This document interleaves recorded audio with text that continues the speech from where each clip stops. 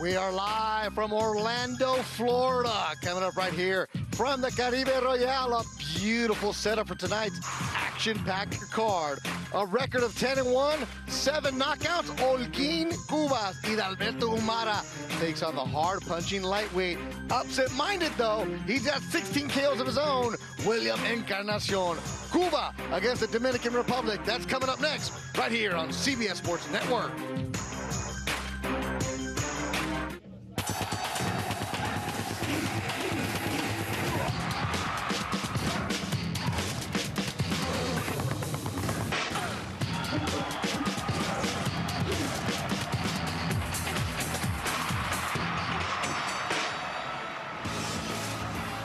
Orlando, Florida, of course, known for their amusement parks, not too far from Disney World, but Boxlab promotion has been growing here in Central Florida, bringing good cards, good fighters, and fun action for you, the boxing fan. It's CBS Sports Network here on a Saturday night, on a Friday night, on a Thursday night, on a Wednesday night. It doesn't matter because there's always action for you here. I'm Beto Duran, alongside the Magic Man, Paulie Malignaggi, the former world champion. Paulie, you know what it's like to get to the top. Well, Umara said, I'm going to get to the top when he turned pro. Well, he hit a hiccup. He lost his pro debut. Who is this guy? I'll tell you what, I want to know who these top amateur Cubans are. They come here, lose their pro debuts, and then get on the fast track. Robesi Ramirez, we saw, did that after 2 Olympic gold medals, and now he's a world champion after losing his pro debut. We saw him defend a world title tonight. Well, Umara lost his pro debut, has since reeled off 10 straight wins, and looked more and more impressive each time. He's ready to take on William Encarnacion tonight. Encarnacion, listen, he's got 16 KOs and 20 wins. It's impressive, it's dangerous, but he's always coming up just short against a higher level of opposition. We're here to find out if Umara is of that level. All right, so Encarnacion, upset-minded. Umara, if he wins, how does he have to do it, though? Wants to win impressively, and that's what he's been doing since he turned pro. He's got that defeat, but then afterwards he's been looking more and more impressive. A win over Encarnacion shows that he's of a certain level, because Encarnacion can't beat a certain level. He's shown his ceiling already. Well, Umara's got to put on that show, and yesterday he spoke with the third member of our crew, Claudia Trejos. And Claudia, what did he say about tonight? Beto, Paulie, I had a chance to speak to El Speedy Umara, and let's not forget he was part of the Cuban national team in the youth system. That experience showed him how El Gago Encarnacion is perfect for him.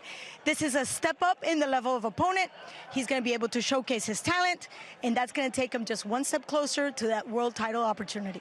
Umara very confident, very calm in the back right now. And Claudia will be joining us all night long doing interviews. But coming up next, we're going to kick it off with the heavyweights. A fellow Cuban in Enrique La Amenaza Ruiz, 3-0, all via early stoppages, takes on Texas's own Dino Minor.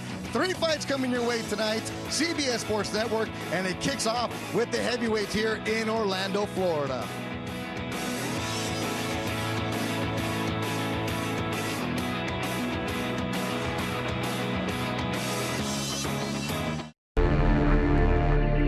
Increasing crime and threats worldwide, the demand for security has definitely increased.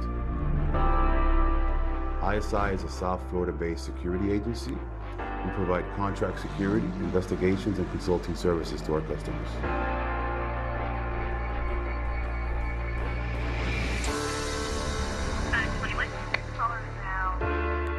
Working in the industry since 2001, I saw the need for quality and exemplary services to be delivered to customers.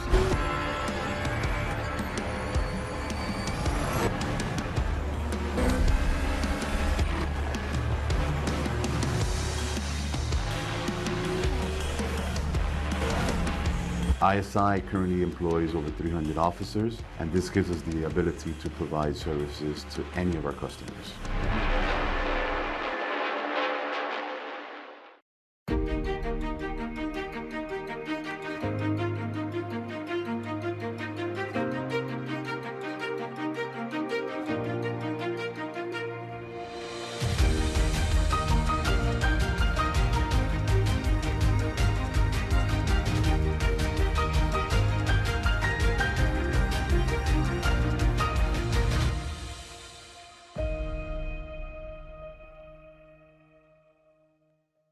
I will never again lose to my brother, decided Issa, because I've switched to consumer cellular, and now I get the same coverage he's got for half the cost.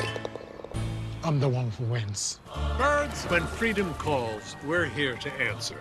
Domino's is dropping by a little differently these days. get pizza dropped off almost anywhere when you drop a pin in the Domino's app. It's new Domino's Pinpoint Delivery.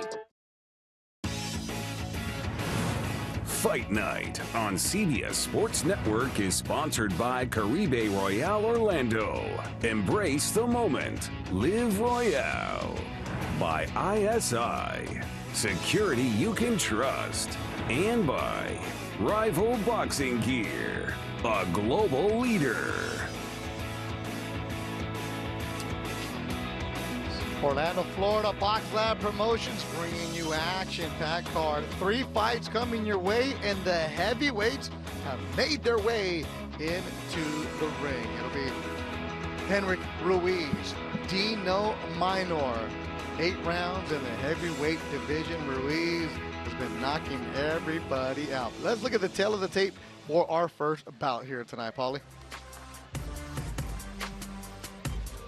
Yeah, we see 34 years old Minor. He's 6-1. He's not quite as hard a puncher as Ruiz, who's got a 100% knockout record. He's a little bit lighter at 213.25 pounds. We'll see if that can give him a little bit of more mobility against a hard punching Ruiz. He's got a little bit of the reach as well, so let's see if he can keep him at a distance, because you don't want to be too close against a hard punching Ruiz.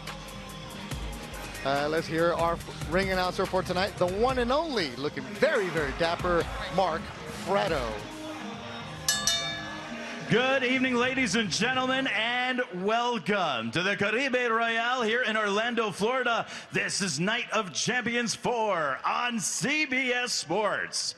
Our opening contest this evening is scheduled for 8 rounds or less in the heavyweight division. It's brought to you by Boxlab Promotions in association with Warriors Boxing, GH3 Promotions, and Orlando Boxing Promotions, and is presented by Caribe Royale Orlando. Embrace the moment, live Royale. ISI, security you can trust, and Rival Boxing Gear, a global leader.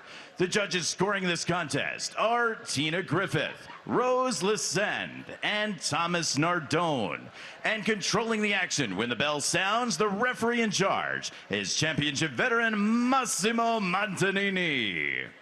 Introducing first, fighting out of the blue corner, he weighed in at 213.25 pounds. As a professional, his record stands with 6 victories against 1 defeat and 2 draws, 2 wins coming by way of knockout. He wears blue trimmed with silver and hails from Lockhart, Texas. Please welcome the former Texas State Cruiserweight Champion, Dino Cochino Minor. His opponent is undefeated and fighting out of the red corner. He weighed in at 226.5 pounds. As a professional, his resume stands with 3 bouts, 3 victories, all 3 wins coming by way of knockout. He wears gold with black and hails from Isla de Juventud, Cuba. Now living, training, and fighting out of Las Vegas. Please welcome and reach La Amenaza Ruiz.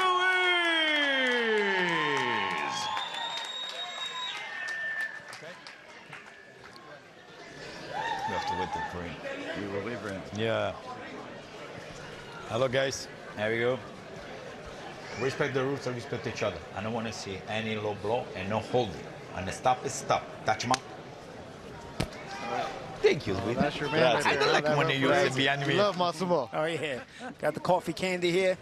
Oh, yeah. He's always ready to give it to us. You know Massimo's in the building when Paulie sees him, and Paulie could be speaking Spanish to you, speak English to you. Then he sees Massimo, all of a sudden he goes back to the old country, ready to go. A fantastic referee, too, in his own right. Here we go, the heavyweights scheduled for 8 rounds. The southpaw is La Amenaza Ruiz in the black and gold. Immediately snapping that jab, though, huh? Yeah, this is southpaw versus southpaw right here. Yeah, the thing is, Minor started boxing 6 years ago. He said for fitness. He was an athlete growing up, but it was doing business, and he had a good amount of amateur bouts, where Ruiz has just been in that system in Cuba. Oh, yeah. Yeah, you got you get a good amount of amateur bouts. When you're in the Cuban system, you get that good amount of amateur bouts. But Minor has been a sort of a natural talent. You know, his trainer was telling us he sees a lot in him, a lot of potential in him, and he's sparred some of the better fighters in the world, like Filip Hrgovic, among others, you know, and holds his own. He says they believe in this guy. He's a little older. He's got a little bit of a late start, but he's got talent. So it'll be an interesting fight against Amenaza Ruiz. Immediately with the overhand left is Amenaza Ruiz. who turned pro in this building a year ago. He's only gone into the third round once. Everything else has been quick knockouts. You know, with the heavyweight division, you can take longer to develop with the bodies. You don't have to be in your early 20s to be in your peak prime. Well, everything's a little slower, so you can kind of settle into the weight class, settle into it over the course of time. There's an example with Minor. His head snapped back quick by Ruiz. Minor winging punches. Ruiz, good defense, slipping him. You know, Minor undaunted though, man. Took some of those shots, came right back firing, didn't land anything cleanly. He's got to keep his head under him because Ruiz will walk him into more traps. Obviously, a solid boxing veteran like Ruiz with that amateur experience will take advantage of that emotional response. Might be the first time that Ruiz actually been hit solid in his pro career. His other fights have been walking the park.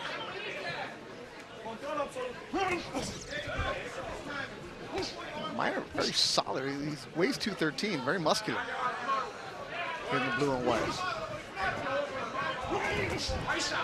Good combinations from Ruiz.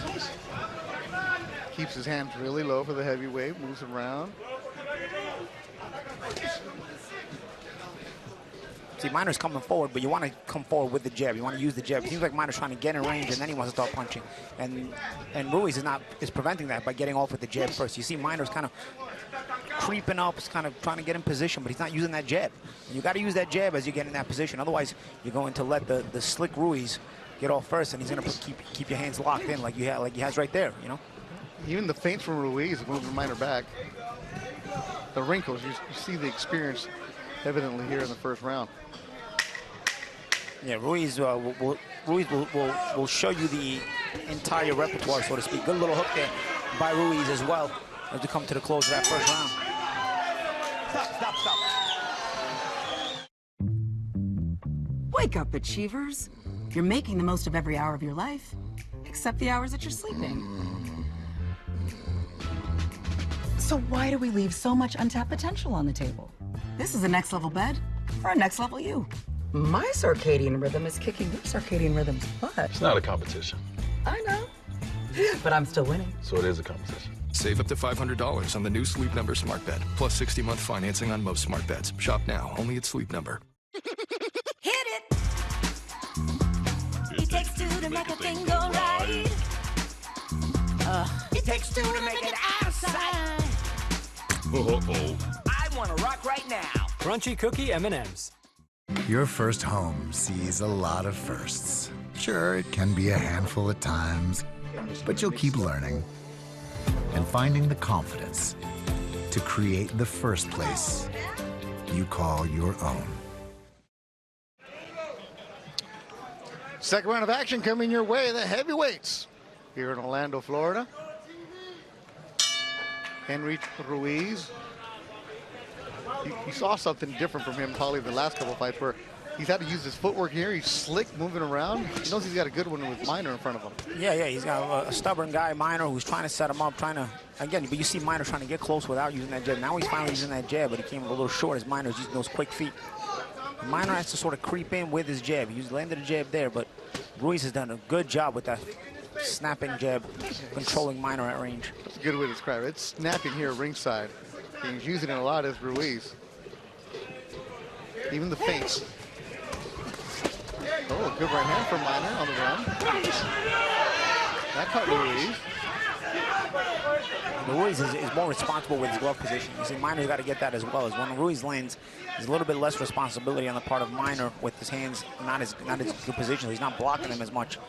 So Ruiz is able to land a little cleaner. There, Minor does a better job with his hands. Got to try to counter some of those, though, right there. He's got to fight back right there. That's a good way to sort of to take away the confidence of a guy like Ruiz. You got to start punching in between them, otherwise Ruiz is going to keep growing in confidence. Nice right hook there by Ruiz. Minor just looks stiff. He's very muscular. No. Not too often you see heavyweights with a six-pack. Oh, big hook from Ruiz, followed by a right hook from Ruiz. Minor's shaking his head no. Minor's got a good chin. He's taking those shots. I saw him in the back as he was, right before he got his hands wrapped. I'm like, you ready for this fight? So you got to take a big risk to get that big reward. I'm like, okay. Yeah, and his body language tells you, he's trying to fight. He wants a fight. He's not as good as Ruiz, but he's looking to make it a fight and trying to get that work in there and hoping to maybe cause a mistake on the part of Ruiz that he can take advantage of and capitalize on. Claudia Trejos is in the corner of Ruiz. What are they saying over there, Claudia? Beto, I had a chance to speak to Bob Santos. That's Ruiz's trainer, and he says there's a lot of respect for Minor. He's a good fighter. He can take a punch and he can dish a punch, but they're just taking a round at a time, and he wants Ruiz to take it easy, not just walk into the fight and not press for a knockout. Yeah, and that's sort of what Ruiz has been doing. He's been fighting a very responsible fight, setting up everything off the jab, keeping a proper balance, defensively responsible, and just basically setting up the little simple shots, taking the counter right there as he did with a nice little uppercut, but not trying to overcreate, Beto. Yeah, Ruiz has that resistance tonight, and he has a guy like Minor who's not scared or intimidated by him. And who tries to fire right back when he is hit.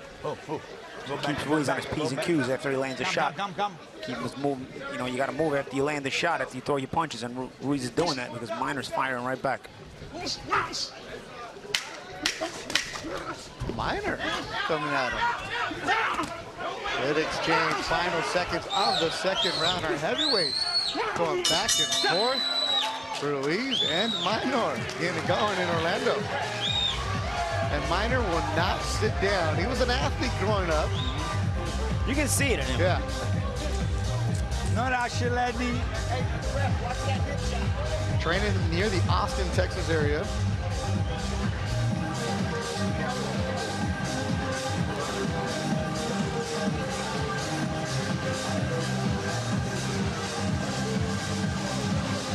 Minor started his career with a draw back in 2021. Then a win, another draw. Then he got a couple of victories. His only loss was Sonny McEwen in Commerce, California. Earlier this year, lost a unanimous decision. McEwen, a solid heavyweight in Southern California. Seconds up. Seconds up. They didn't know. Coach, wipe the water. Wipe the water. Come on, please. So he's been working the club circuits. Hey. Moving on up, but this is easily his toughest opponent. No, Marco. Ruiz, Cordoba. So for Ruiz, who turned pro in this building last year, he had a first-round KO, then he had a second-round KO. Then his last fight in April, he went 2.5 rounds, so it stopped early in the third. This is the first opponent that has a winning record against Ruiz. Oh, very nice. 1-2 there by Ruiz. He's feeling it now. He's feeling it. Giving those different looks, giving that shimmy. Yep, that right there, his first couple of fights, Paulie, he was just coming in and just steamrolling you, like, all right, like so the bad cliche, it looked like he was double parked. Now he's actually taking his time, like he's slipping punches. Showing some defense, showing some wrinkles. Yeah, and that's respect for Minor. You know, he knows he can't just walk right through Minor, so he's landing those shots and then being responsible afterwards, looking to give those range changes, hands in proper position. He's got Bob Santos in Las Vegas out of his corner. Excellent work that he does with everybody. One thing I like to see Minor doing is putting some feints in there. You know, he's got Ruiz alert to what he can do. You know what I mean? Ruiz is giving him respect. So maybe use those feints. There's a feint right there. There's one. Maybe you heard me. Another one. That can use it. And then you start to baby punch off those things. You know what I mean? The feint is very important, right? Obviously the jab, but the because feint. It's a change of rhythm. Because you know what? He's got the ability to throw those punches. There's a feint again. You see how Ruiz reacted to it and went right back to the ropes. Now he's got Ruiz in a position where he's on the ropes. Minor's corner out of Texas. What are they telling him, Claudia? Pete Arciniaga was very clear, specifically what Paulie was just saying. Keep that feint and close the ring. Just close the gap counterclockwise, just so he doesn't walk into that right. And you saw a couple of seconds ago now, Minor was able to land a double jab. You see, again, those feints. Now that you see that, we'll see what ends up happening. It ends up becoming something different for Ruiz, and he can't anticipate anymore because now you don't know if it's a feint or if it's a punch. And Minor lands a couple of jabs.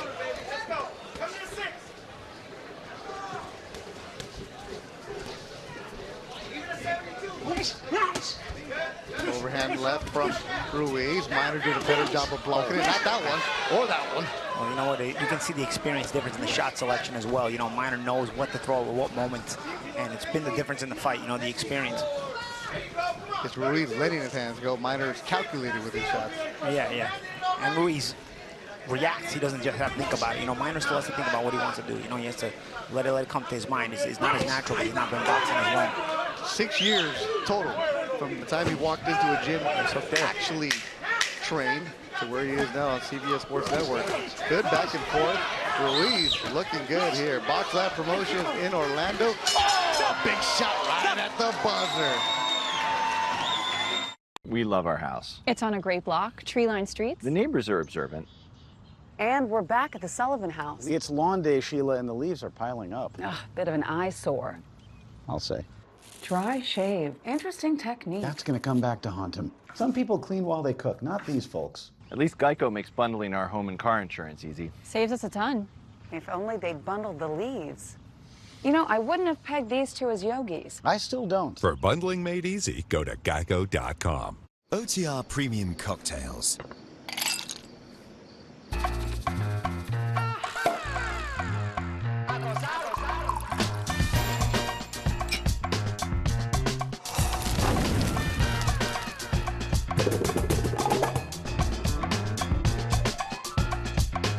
You're already making the tacos.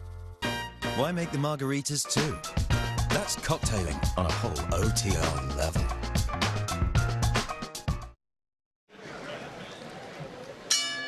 Our opening bout, the heavyweight Henrich Ruiz from Cuba in the black and gold, and Dino Minor from Texas in the blue and white. First time in his career that Ruiz will be going to the 4th round. Getting good work. He's controlling this fight, but he's showing those different steps of why he had a lot of people talking about him to turn pro. Minor coming out a little bit more aggression here in the 4th. Yeah, Minor kind of realizes, you know, he's going to have to step on the gas a little bit, get himself back into this fight. He's competitive in every round, but he's losing every round, so he needs to step it up just a little bit. Yeah, Minor stepped into that boxing fitness class 6 years ago, started sparring some heavyweights and realized, hey, I'm pretty good at this sparring against these big guys.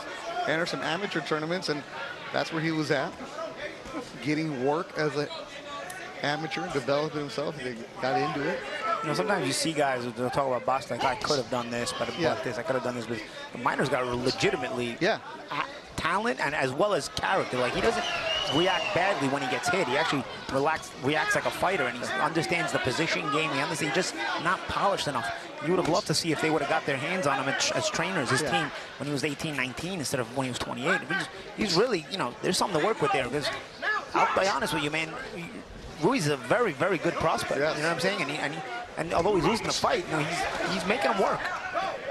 This is where they say there's levels to it. So Minor's been doing well on his level. He's stepping up, and give him credit for stepping up against Ruiz, because it's been hard for matchmakers to find somebody for Ruiz. And that's the thing. I mean, when you're of this age, like Minor, you kind of have to rush yourself. You don't have the time to develop properly. But you can see the talent there, and also the character. Yeah. Which are the combination of things you need. Yeah, sometimes when guys step up, they get blown out. Now Minor, he's hanging. He's taking a shot. He's hanging. You see, even when he gets hit, you see he doesn't like go into this panic mode. He understands, keep that position, keep that stress on the opponent, and let him know that you're still there. You know?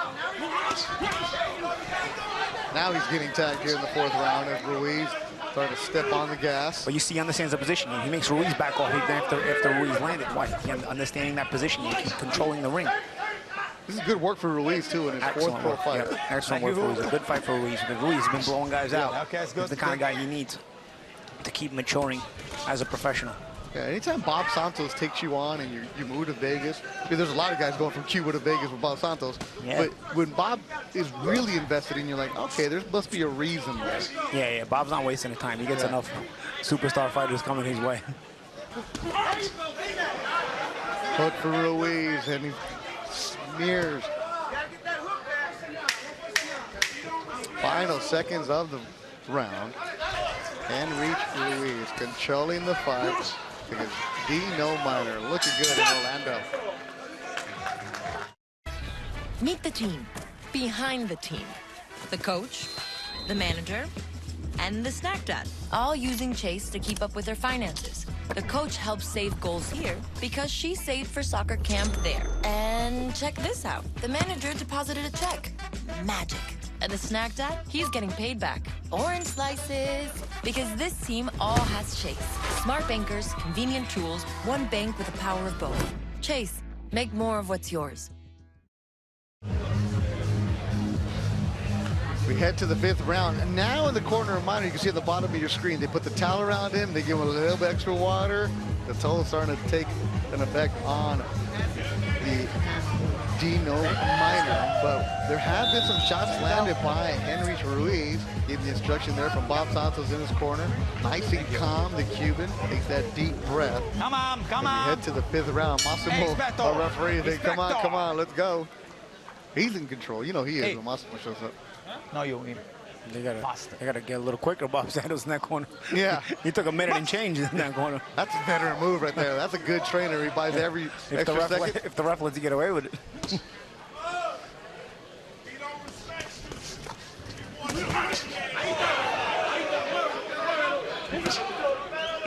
This is now where I want to see Ruiz step on the gas, get out of 3rd gear. He's trying, but man, I'll tell you, every time he tries, it's also Minor stepping back on the gas. Yeah. Minor reacts everything, and he also, sometimes he acts himself. He's the first, you know? He's trying to make it a more physical fight. Still hasn't gotten the winning mentality beaten out of him as Minor, despite the fact that Ruiz is ahead in the fight. Laying on the ropes, keeping his hands low is Minor.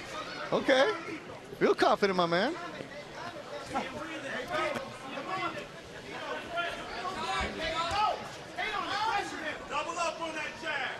Now this is what Ruiz needs. This kind of figuring things out middle of the rounds as he progresses his career. Only his 4th pro fight, but the fact that we're scheduled for 8 rounds is a good sign. I saw a reaction there by left hand, a little reaction left hand. Again, it's those little subtle things that Ruiz does naturally, while Minor, because of the inexperience, have to think about them before he throws them, before he does them. What's that? Backhand from Ruiz, followed by a left. Yeah, shots like that that let Ruiz know Minor's still alive, so he can't just start trying to steamroll. I mean, good jab there. He turns it over into a hook by Minor.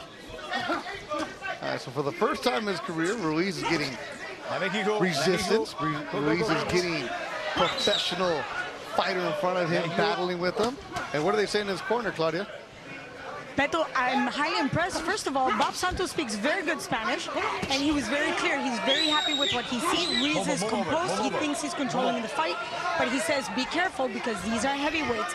All it takes is one punch. So be smart and keep the fight in close the gap. And in reality, you know, that is true because, you know, Ruiz has a bloody nose. Yeah, I just saw that right above us. There's some blood from the nose of Ruiz. So Minor able to slip in a heavy shot. Yeah, there's that left. Trying to get in there, man. Is Ruiz fading a little bit with all his resistance?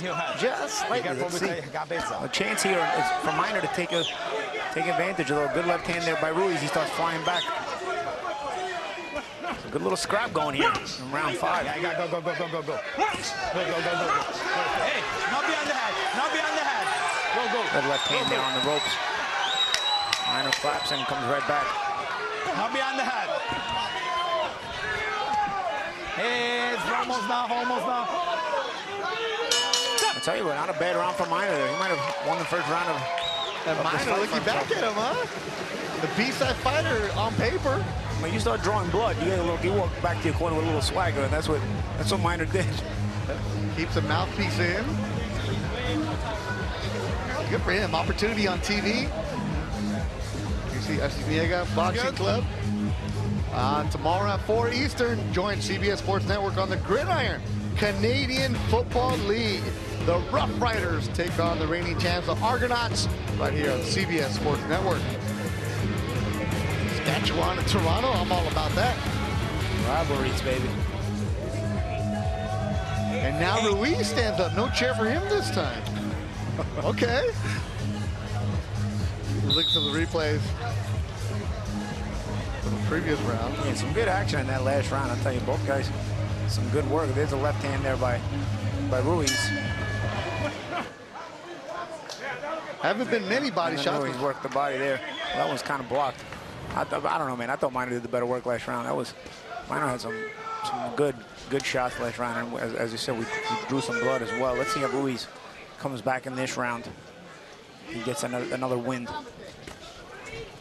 It's been good back and forth between the heavyweights. They haven't been leaning on each other, giving themselves some space to work with. You see the progression of young fighters. this is all about. Still working our way towards the main event tonight of Idalberto Umara from Cuba and William Encarnacion, Dominican Republic. Okay, look at Minor sitting on his punches a bit now. Yeah, and Ruiz just slowing down just a little bit to where now he's not getting out of the way of the shots, you know? Got to keep that jab going, and that'll set up left hands like that. Smart shot by Ruiz. A little simple shot sometimes will control the pace for you and let it not get out of hand, because that's what Minor's trying to do. Minor's trying to let the pace get out of hand for Ruiz so that he can start to be physical with him and start to break him down mentally. Good little body shot there by Ruiz. The work pace for Ruiz definitely slowed down. So we were raving about his feints and his jabs in the second, third round. All we haven't said it the last couple. As I said it right on cue. And that's the thing, the jab will control the pace for him. You know, if the pace, that's how you prevent the pace from getting away from you. And Ruiz has a good enough jab to do that. Good body shots there, that'll back off Minor's pressure. Dino keeping his hands low, very confident. Yeah. So maybe he doesn't respect Ruiz's power? I'll tell you what, though, the body shots he landed a second ago, Ruiz, made Dino leave him alone for a second, although now he's back with a little uppercut on the inside. Good battle of attrition starting to develop here between these two guys.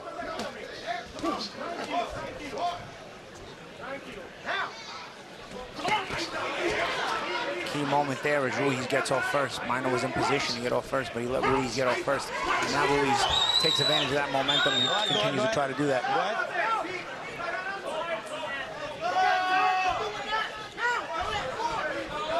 You see the experience of Ruiz there, using little jukes and jives to buy himself some time, little different looks.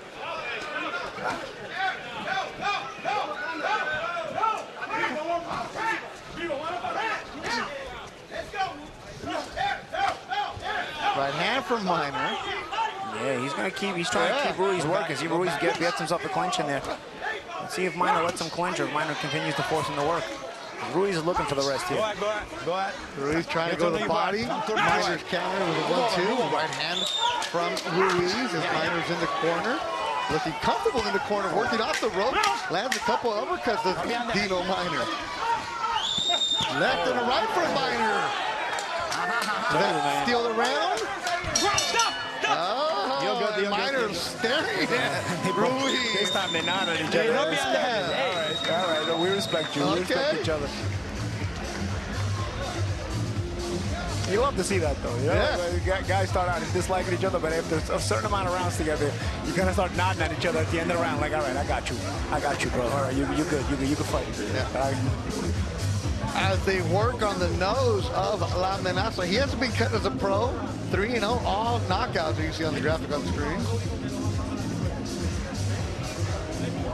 100% KO ratio is on the line here for Amenaza. I don't know. You better do something to separate these rounds. Yeah, I thought he got off to a good start, but the last 2 rounds now have been very, very competitive. Some replays from that last round. That was a good little hook there from Come on, please, come on. From Ruiz, and then coming back here, Minor off of the neutral corner, working at the end of that round. All right, so the last time Minor was in the ring, it was in April. He was in Baltimore, Maryland, taking on Malik Titus, and he knocked out the undefeated Titus with 3 seconds to go in the fight. Titus weighed 265, Minor was 212. The Minor's a solid 212. Yes. But he's been here. Ruiz has never gone this deep into a fight. So the conditioning factor and the experience rounds-wise is on the side of Minor. And the records, the prospects, they don't intimidate him. You see, he knocked out the undefeated guy last fight. He spars with some world-class opposition. He's not intimidated by these guys, even with his lack of experience. He believes in himself, and his work ethic has shown that he can be at this level. He's done a good little scrap here against Ruiz.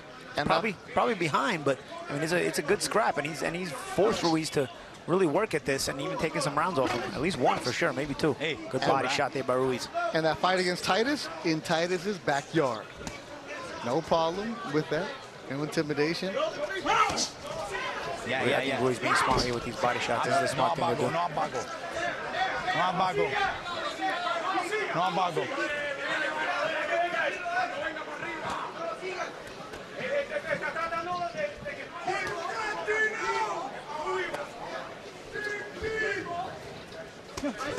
Oh, nice little sharp left hand gets through the guard there by Minor. Let's see if he can follow it up, or if Ruiz comes right back.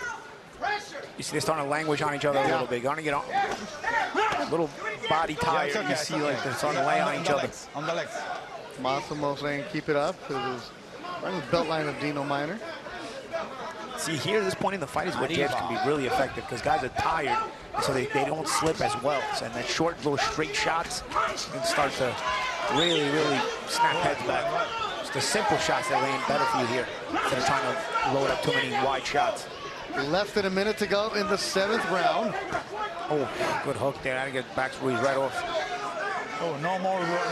They're both breathing heavy here in the 7th. But Minor just pushes Ruiz back. Yeah, and Ruiz threw that 1-2, but he kind of fell in with it. And that's low right there on the opposite side of Dino Minor, as Massimo has been warning him about the low blow. He's warning him.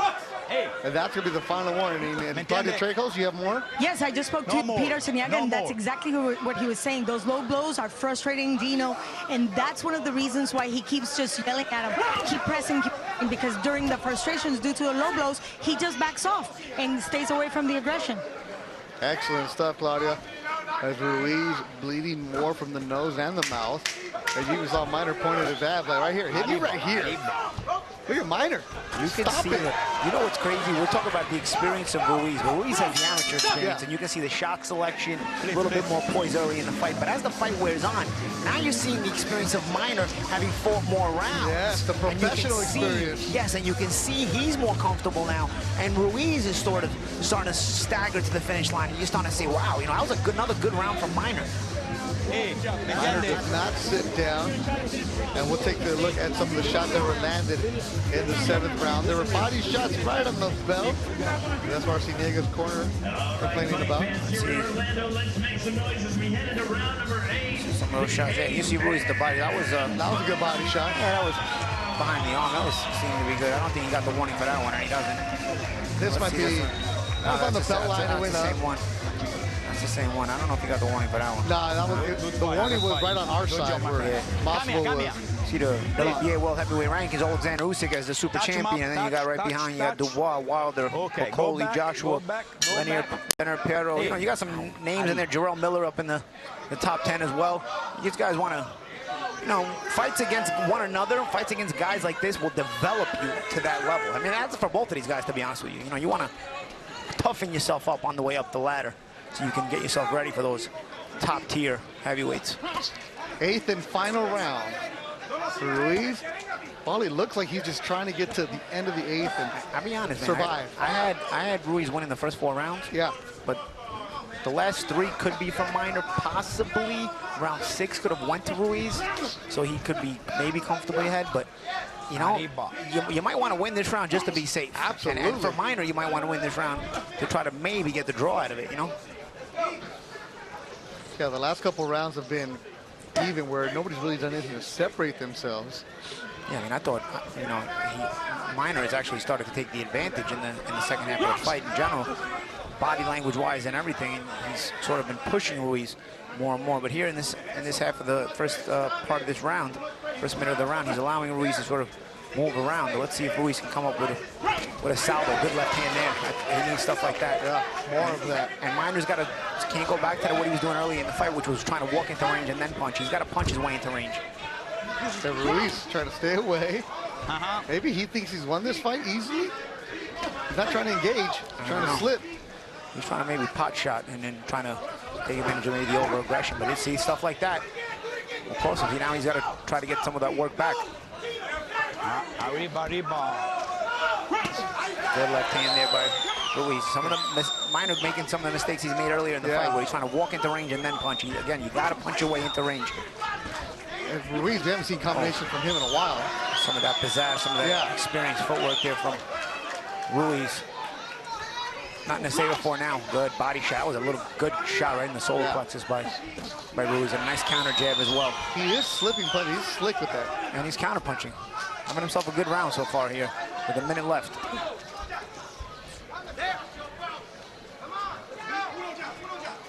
Both these guys are tired. You can see it.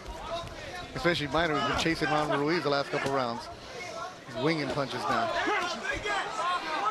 Yeah, we didn't see any big power shots thrown by Minor at all, or Ruiz. Well, Minor can't seem to find the range this round. He's trying to put Ruiz into positions, but Ruiz doing a good job working that footwork and using those pot shot counters this round.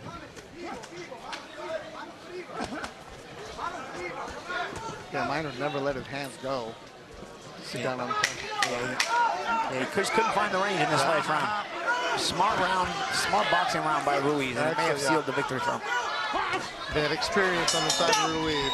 They go 8 final rounds. We'll come back with the decision. Our first bout of the night here in Orlando. Those are the scorecards. We'll come back and see who won this fight. This isn't just your favorite backyard game. 16 teams, 4 tournaments, and cash prizes on the line. The 2023 ACL Team Championship on CBS Sports Network.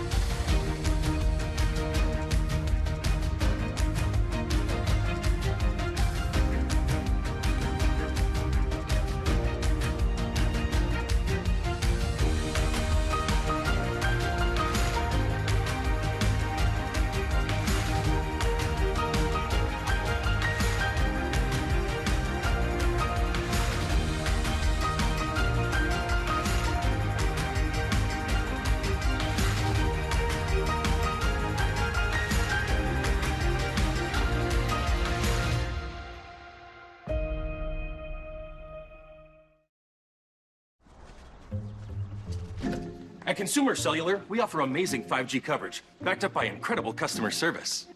But that wouldn't mean much without super low prices. You already know we're up to half as much as the largest carriers. But guess what? AARP members can save even more. Yahoo! Uh-oh.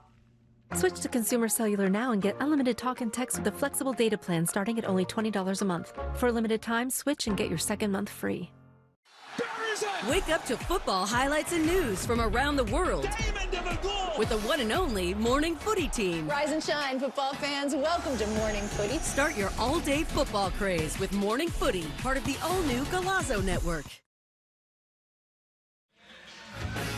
Night has fallen in Orlando, Florida. Caribe Royales are home for tonight's card coming your way on CBS Sports Network. We have 3 fights total for you tonight. The heavyweights just went back and forth, and it goes to the judges' scorecards. That's Henrich Ruiz. He's out of Juventud Cuba. Dino Minor, Ullin, Texas. Let's look at the recap from this fight that went 8 hard rounds. Yeah, this was a good competitive fight. You know, he started out with that snapping shots from Ruiz, and he was controlling that range. It seemed like Minor was willing, but he just couldn't get the proper distance to really trap Ruiz. And Ruiz was really winning the fight with good footwork, snappy shots, and just a better shot selection when the fight got started. But then as the fight wore on, although you see a good left hand there by Ruiz, as the fight wore on, you started seeing Minor hold his position better, and he started to eventually make Ruiz pay. So those body shots were really effective there for Ruiz. Not beyond the head. Not beyond the head.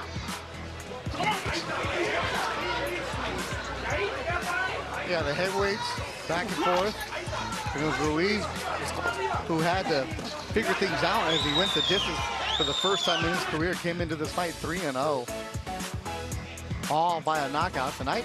Good work by Ruiz in a fight where he finally went the distance, and not only did he go the distance, he went 8 rounds. He got 8 rounds of good work against a guy who kept pushing him all the way through, and really answered some questions about Ruiz, and even a guy like Minor, a guy you want to see again as well. Oh man, we got to figure some things out. You got to get to the circle of trust. Our ring announcer is Mark Frattle. Figure it out. All right, here in Orlando, Florida, let's make some noise for these 2 heavyweights. The big boys going toe-to-toe across all 8 rounds this evening. We now go to the judges' scorecards, where Tina Griffith and Thomas Nardone each scored the contest 78-74. Rose Lesend had it 80-72. All three judges in favor of your winner by unanimous decision and still undefeated. From Isla de Juventud, Cuba, and reach La Amenaza Ruiz.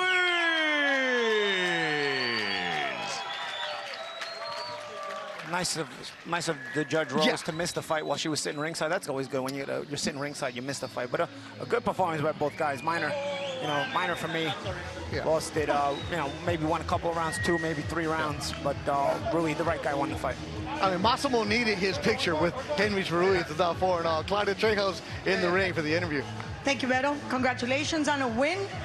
First time you ever go to 8 rounds. How do you feel? Felicitaciones con esta victoria. La primera vez que vas a 8 asaltos. ¿Cómo te sientes? No, me siento muy bien. He hecho una preparación súper grande con mis preparadores, con mi entrenador Bo Santos y mi preparador físico Ben. Y estoy súper agradecido aquí por la televisión darme esta oportunidad y a mi equipo Boxlab Promotion y Warrior Boxing por esta gran oportunidad en esta pelea. He feels very happy. He's very happy with the type of training that he got. The conditioning, thank you to his team and to his trainer. He feels excellent, and he wants to thank, obviously, Boxlab and this opportunity to be on TV. Today was the first time that you actually had some competition. What was so difficult about your opponent? Es la primera vez que tienes un nivel de oponente que te da competencia. ¿Qué se te complicó? Yo he peleado, bueno, aquí en el profesional sí, con un oponente muy difícil, con una gran velocidad, y yo con mi preparación física que tengo y lo bien preparado que estoy, salí muy bien en el día de hoy. Mil gracias. He says he was definitely a very tough fighter. He was very fast. He could take the punch, but thanks to my conditioning and the type of training that I had, we had the win tonight. Back to you, Beto. Thank you, Claudia. Henry Ruiz now 4-0. All right, so our first bout is done. The heavyweights are done. Still to come, undefeated Giovanni Estella and Chris Thompson, and of course our main event, Idalberto Umara against that man, William Encarnacion. Cuba, Dominican Republic in the main event, but up next, it's Estella, 11-0.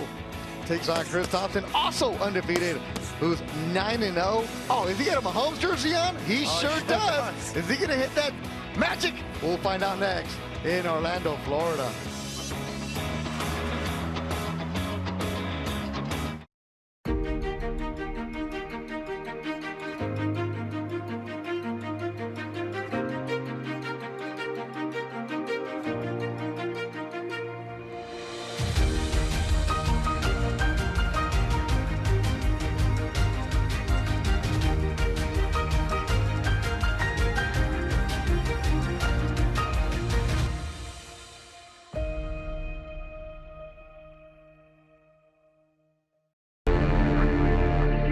Increasing crime and threats worldwide, the demand for security has definitely increased. ISI is a South Florida-based security agency. We provide contract security, investigations, and consulting services to our customers.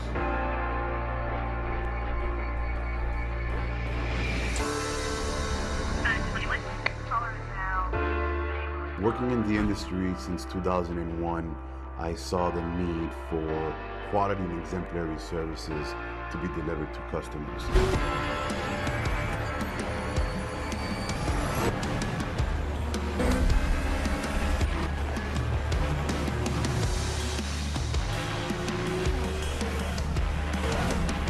ISI currently employs over 300 officers, and this gives us the ability to provide services to any of our customers. Here's your parachute. Packed it myself. Certain it's okay? Mm-hmm. Are you for imprint certain? Certainty matters. Like the certainty of congratulating coworkers or saying thank you for being a customer with promotional products from 4imprint. Our expert team is dedicated to making your satisfaction a certainty. Packed it myself. Land the perfect products at 4imprint.com. 4imprint, for certain. If you're watching this Gerber Life Guaranteed Life Insurance commercial, there's a good chance that you're alive. And if you're not, Well, this may not be of interest to you. Now, I know what you're thinking. Life insurance? I'm going to live forever. Death is what happens to other people. Well, for the sake of argument, let's assume you're wrong and that someday you won't be watching TV anymore. I know it's not easy to talk about, so I'll do the talking. If you're 50 plus and alive, you can apply for Gerber Life Guaranteed Life Insurance with guaranteed acceptance, regardless of your health. And since this life insurance is guaranteed, you don't have to get a medical exam. In fact, you don't even have to fill out a health questionnaire. For a free quote, just call 800-600-9093. Then when you stop, if you stop watching TV, your family can use the insurance money to help cover your final expenses or anything else. For a free quote, call today, 800-600-9093. Your kids already inherited your ears, allergies, and questionable singing voice. Don't make them inherit your final expense tab, too. Boxlab Promotions in Orlando, Florida, here on CBS Sports Network. Our co-mate is ready to go. Giovanni Estella, Chris Thompson. This is where you use that cliche, somebody's always got to go. Well, it does. Somebody's got to win the night. And Mark Brattle is ready to introduce our co-feature.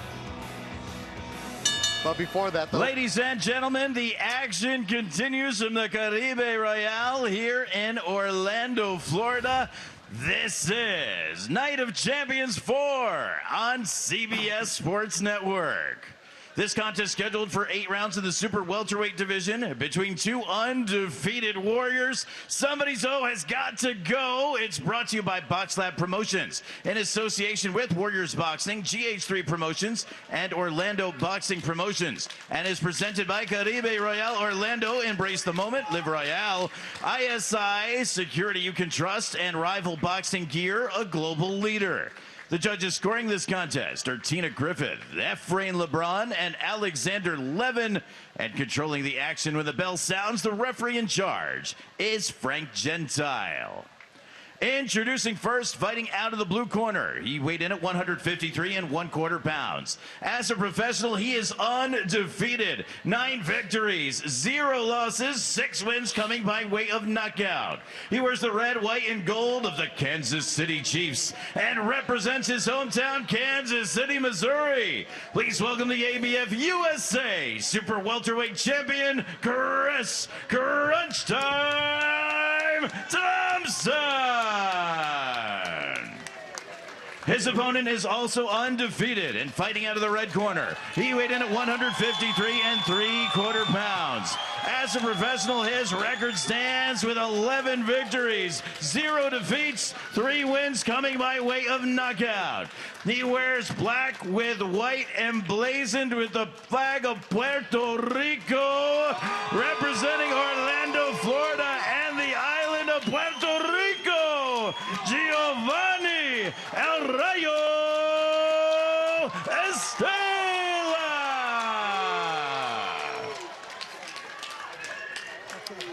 Mama's proud. A little bit nervous too, though, but she's seen her son win every fight. Here, I'm going to call. Remember my 3 commands. Stop, break, and box. When I say break, step back, clean. Any questions? No questions. Touch them up. Good luck. All right, so our co-feature tonight, 2 undefeated fighters. Now let's look at the tail of the tape here. Paulie Malignaggi for Estella and Thompson. 23 years old, Estella, the young prospect. Thompson, 30 years old. But you know what? Both undefeated, and that's what counts. Both guys have a hungry demeanor. Both guys weighed about the same, at just under the 154-pound limit, and the reach, Estella with a half-inch advantage. Let's see how this plays out. 2 hungry, young, undefeated guys. So they both get to be undefeated, 11-0, 9-0, but it's been against minimal competition. This is the first time they fought somebody who's around their same level, especially record-wise. So we've seen Estella here at Caribe Royale a few times. He's from Orlando, brings the crowd, as you can hear everybody cheering him on. Thompson's been in the Midwest circuit around there, representing the Chiefs, of course. And you look at his opposition, not much resistance, not much video you can find of him. So it'll be interesting to see if he's as good as his record indicates. For Estella, we know that he's good. It's time for that young man to step it up. Yeah, Estella, obviously the more touted prospect. But in this fight, you know, it's two guys who have this undefeated record. And Thompson had told us, you know, he's impressed with Estella's on his record, but at the same time, he's been in camp with guys like Amir Khan and Terrence Crawford, and he's been a sparring partner for those kind of guys. So he said guys like Estella, prospects like Estella, are not going to really affect his mentality. He's coming to win. Two guys with a confident demeanor coming into the fight. And when you have an O on your record, that's usually how it works. And you look at Estella's trunks, I mean, right away, you're thinking Camacho, right? Oh, yeah. Well, that Puerto Rican influence is always going to be there. Yeah, that flair. Especially with the American Puerto Ricans. You know, Camacho was Puerto Rican, was a lot of times based in the U.S. and New York. Estella, Puerto Rican, based in Orlando. Didn't you wear trunks like that a couple times? Yeah, well, Camacho was one of my favorite fighters, too. Come on, you don't have to be Puerto Rican to love Camacho, man. Come on. I got to set on my man, Paulie Malignaggi, anytime I can get the Camacho reference in for him. You see Thompson just keeps going straight Chiefs red. Good jab there by Estella. Nice, he switches it up into a hook. Doesn't land the hook, but it shows he's thinking. Good feints in there as well. I mean, when I fought Broner, I wore the replica of the Camacho's outfit when he knocked out Ray Leonard. Wore the same exact, yeah. Wore the same exact. You absolutely did. Yeah. Yeah, there was no build up to that fight. Yeah, maybe a little bit. Former world champion Paulie Malignaggi, my partner tonight, also started Trejos. Stella using a solid jab right now, controlling that range on Thompson. Thompson trying to get working. 154 pounders, both of them 6'1".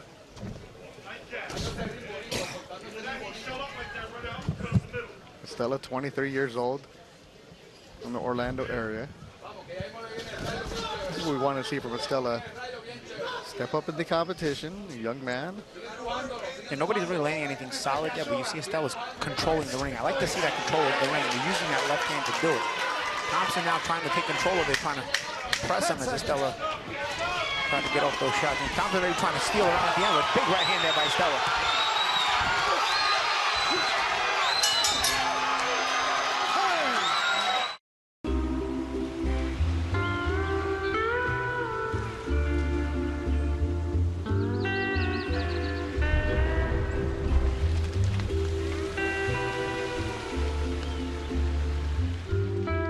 Meet 3 students, all learning to save and spend their money with Chase.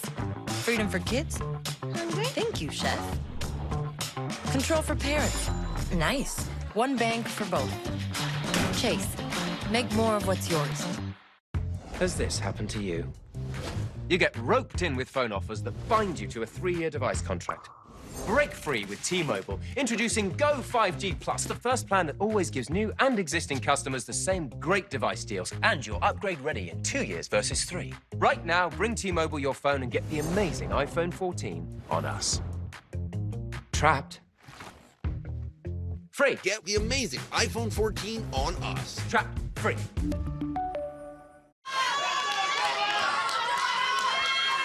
Yelling, Dale Giovanni. Estella, Giovanni's mom. She's got the cheering section going on. So Giovanni's the name, but she's yelling Joanne. So I'm going to go Joanne now because I don't want to upset mama. And maybe she makes some mofongo for us, too. You see Thompson tried to steal that round at the end of the round, but he more so confirmed it for Estella when Estella was able to land that big overhand right. The aggressiveness from Estella is different from...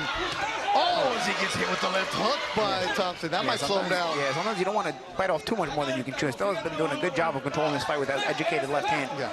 You don't want to bite off too much more than you can chew. You want to take it as it comes to you, as you create it. Don't try to force it. There he tried to stay in the pocket just a little longer, and Thompson was able to land a nice left hook. Yeah, we've done the last couple fights for Estella, and it's, you know, he's pedestrian with his output and very calculated with his approach. And so sometimes you're like, okay, come on, let's just kick him, step out the gas. And he has a different demeanor tonight, like very aggressive. Sometimes, you know what it is, too, is sometimes it's a matter of you fight better when there's better opposition in front of you. He's got a guy, Thompson, who's in front of him and is trying to win the fight. You see Thompson is trying to hold his ground here in the ring and trying to position himself to put Estella in a bad position. There's a feint there by Thompson. He's trying to force Estella into a corner. But, you know, and you see Estella is not, you know, not being pedestrian at all. Really focus every second of the fight. And has used a very educated left hand. Both as a jab and also when he's turned it into a hook. And even when it's not landed, it has controlled the distance from, and it has prevented Thompson from really creating a lot. That's a good point, Paulie. When you fight somebody who is more of your style, more willing to engage with you, you're going to look different. Because the last opponent for Estela was a veteran, Saul Corral, who had over 40 fights under his belt, who go around, will hug and make it ugly for you. Where Thompson tonight he's right there with you. Nice right hand there on the side, and Estela circles again. Thompson would be well off to cut off the ring on Estela, to try to maybe suffocate the space a little bit. You see Thompson's putting pressure, but Estela's able to circle around after landing those shots. And Estela's just a hair quicker, and he's able to really pull the trigger and leave Thompson there after landing the shot. So Thompson will be well off to cut off the ring a little bit, but Estela's been able to circle, which has kept him comfortable and controlling with that left hand, and some well-placed right hands. What's behind the head? There it is again with the left hand, and you see sometimes it lands like right there, and sometimes it doesn't. But what it's doing, even when it lands or doesn't land, the fact that it's consistent, it's out there, it's changing rhythm, it has made Thompson, has forced Thompson to respect Estela's output and respect Estela's boxing, and he's sort of got his hands tied. He's not able to really get off the way he wants to. Hook from Estela.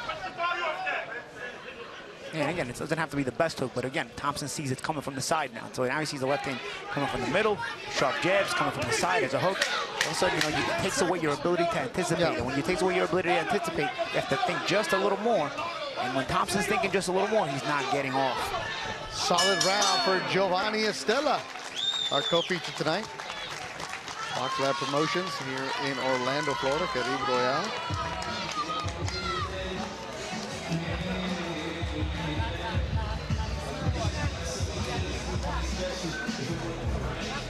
In the corner of the Puerto Rican Estela.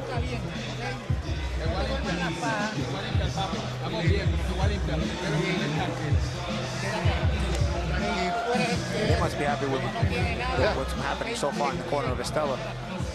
In the corner of Thompson, he's getting himself in position, but then he's allowing Estela to get off first. So the adjustment has to come from Thompson, and then he's got to start getting off first. Maybe he saw the jab with the jabber more so than anything else. Some highlights from that second round for Estela. He came out really aggressive, Paulie. Yeah, and then he sees a change in that right hand. He gets blocked to the body, so he changes it over with a slight hooking right hand to the head, and you see he's able to circle around, and Thompson not cutting off the ring. His mom likes those right hands, that's for sure. I think his mom's tired of watching 8 rounds. Her son go the distance, right? Because the mom just wants the fight to be over as soon as possible. Well, you know what? As long as you get the W, everybody goes home happy. The anguish that parents go through watching their kids fight. And there you see, we're going to have the Nadine cam. Saludos, Nadine. Oh, that's a good hook from the son. Yeah, and again, Thompson not getting off at that distance. He's got to start jabbing. They say you can jab with a jabber and a hook with a hooker. Thompson's gonna have to start being consistent with that jab. He's making the same mistake Minor was making last fight. He's trying to get in range and then punch, and that's not gonna work against a guy with a good jab with an educated left hand like Estela. You gotta use the punches to get you into range. You can't try to constantly find your way into range and then punch. That might work against mediocre fighters, but that's not gonna work against the better level of fighters. And Estela is one of those better level prospects. And as you continue to climb in his 12th pro fight, Giovanni Estela. Thompson's able to get that left hook in there. Yeah. But he doesn't follow it up with anything. He got it in there, it was blocked by Estela, but again, he lost the position after that. Again, you want to jab right here. He uses it there, but you want to make sure you want to try to start out jabbing and take away the front hand of Estela, because Estela, if he's able to keep control of the range and the boxing with the lead hand, you're never going to make him uncomfortable. Claudia Trejo's doing a great job roaming around the ring. What'd you hear, Claudia? Thank you, Beto. Johnny Estela, Giovanni's dad, says he needs to work constantly and stay behind that jab, make sure that he's constantly moving, but be very cautious because they still don't know what kind of power Chris Thompson has. Thompson has 6 KOs against limited competition. 9-0. So yeah, the power, those KOs that I did see a couple videos of Thompson probably, and it's like, okay, those guys were going down. It wasn't going to take much to knock him down. So no knock on Thompson. We're just still trying to figure out who this young man from Kansas City is. You know what? Regardless, he's undefeated and he's confident in his record because he's still trying. His body language is telling you that he still believes he can win. And he's trying to put Estela into positions. He's not been able to yet because of Estela's educated left hand. First and foremost, I think that's the main reason Estela's ahead in this fight. But it's not made Thompson lose confidence in the fact that he can fight his way back into the fight. Now he's just got to figure out a way to you know, dominate that lead hand, because I think that's been the difference in the fight. Thompson has to figure out a way, because once if he gets close, he gets off here. He doesn't land a lot of shots there, but he's getting off. And then he wants to get off. He wants to get off more. But at that mid-range, he's going to have to close that gap, and you're not going to do that without winning that left-hand battle, and the battle of the left hands. And that was a low blow.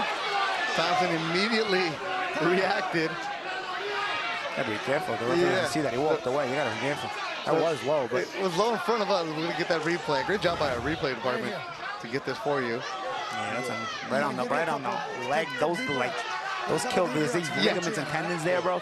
Those hurt your ability to lift your leg up and move around. And, you know, Puerto Rican fighters from the island like to do that. Miguel Cotto love to do that. They might be in San Juan, but they're gonna hit you in Ponce. Yeah, right on the leg like that. Kills your leg, kills your ability. It kind of numbs your legs up.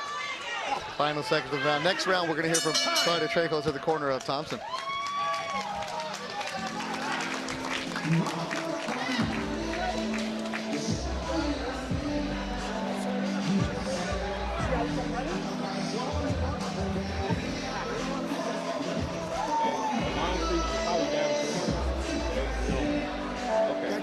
Crunch Time Thompson, Matt Mays with him. We need more than one point. They love their Kansas City Chiefs. You see the Travis Kelce jersey. He came out with Mahomes.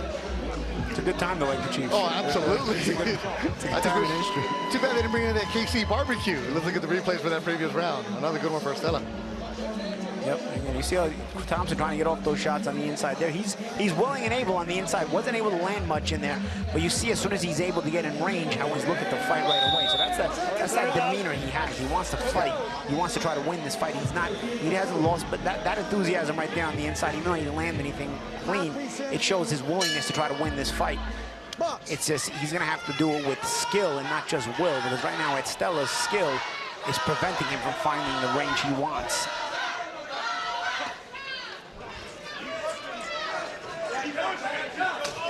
You can hear that corner of Thompson telling him keep working, and Claudio Trejos has more from the corner of Crunch Time Thompson.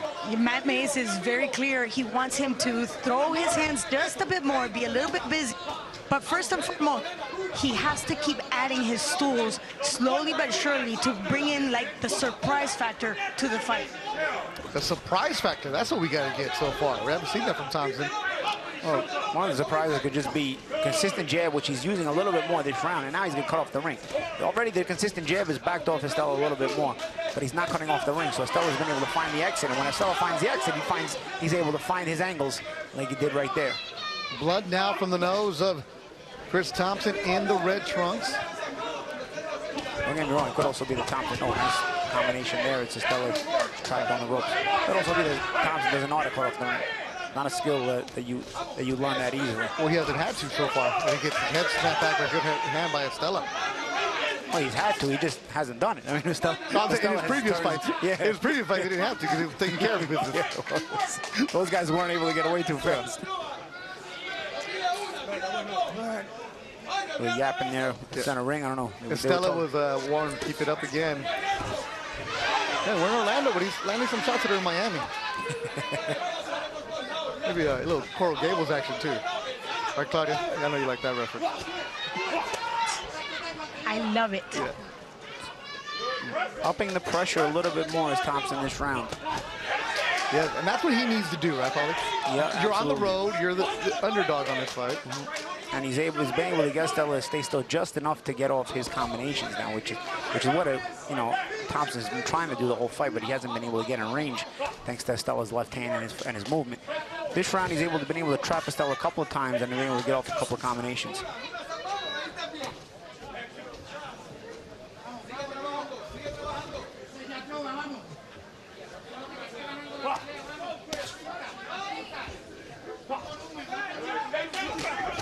And Estella looking for a shot. And there it is!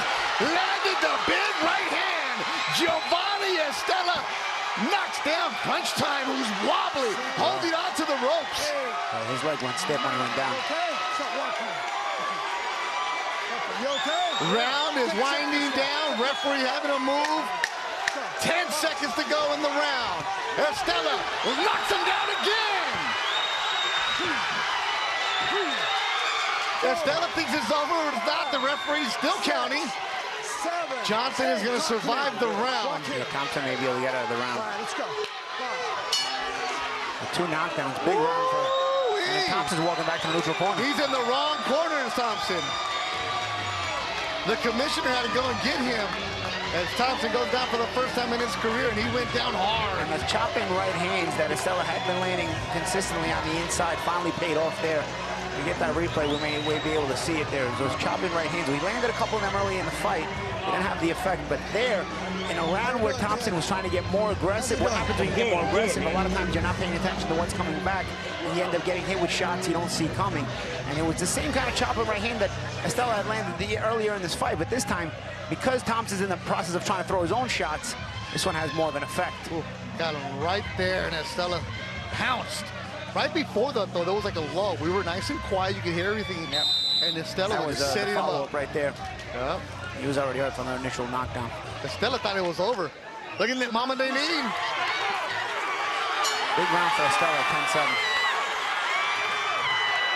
And they start the round immediately. Estella pouncing on Thompson. Can Estella finish up the fight here in the 5th? Thompson still wobbly. Overhand right on the ear. Yeah, I think Estella's now just trying to go back to that chopping right hand. It's been something that worked, but now last round it hurt Thompson. So let's see if Estella's able to work it a little bit. You know, Estella doesn't have a lot of knockouts, but a knockout in a fight like this against another undefeated guy would be quite a statement. Only 3 knockouts. It is 11 victories for Giovanni Estella. And Thompson's got to do that, man. He's got to get back on his jab. They've been upping the aggression in the last round. Now Thompson's getting ready. This is what I mean about, you know, when you fight a guy with an undefeated record. He's not quite ready to just give it to you just because you're beating him. Absolutely. Thompson has a lot of heart. He's been there. And what are they saying in Thompson's corner, Claudia? Well, Matt Mayes is convinced that he's fine. He recovered. He got clipped. His hands were down, and that's when he went down the first time. And then the second time, his legs were not up to par. But he says there's still a lot of boxing to be fought. He's still in the game. It looks like he's got his legs back underneath him, does Thompson. Yeah, that was a really rough knockdown because you can see when he went down, even the first shot, his legs were really stiff, and he got up with really stiff legs, and that's why he ended up going down again. But it seems like his legs are back now. Yeah. And let's see what Estella does. It looks like Estella's just going for the home run.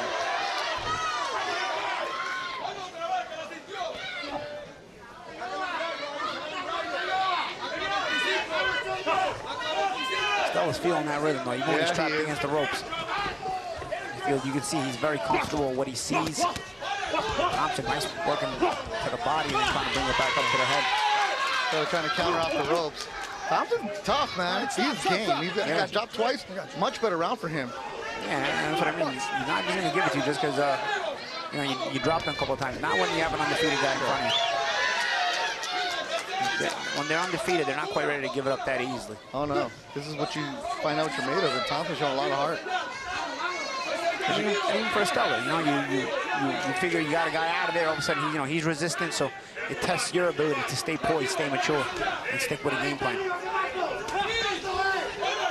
Thompson keeping that guard super high now. He got caught dropping the left hand. This round's been up.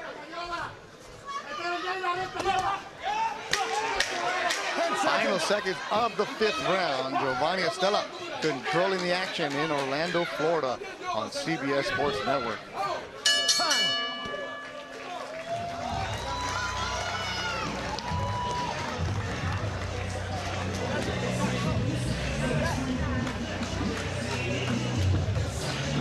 Coach May in the corner of Thompson. When you trap him, you go body with him.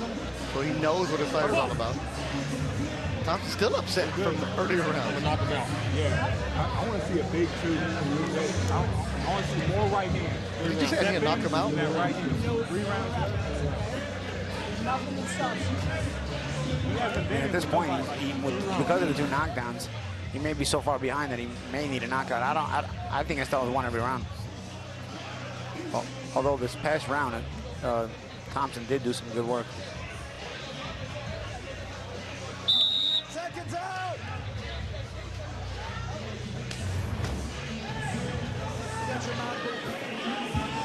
Oh, fix the hair, look at the camera. Okay, Estella feeling good as we head to the 6. He should. He's up big. But if Thompson's in the corner and telling his trainer, I need to knock him out,